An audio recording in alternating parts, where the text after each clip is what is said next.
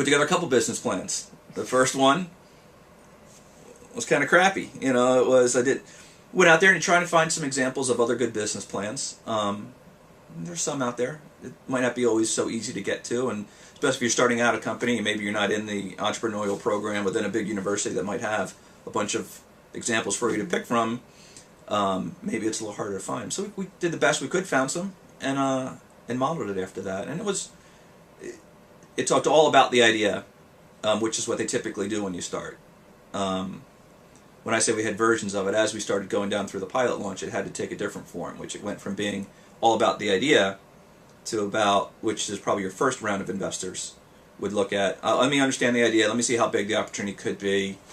We all know that you don't know anything yet in terms of the idea, but it sounds promising enough, go.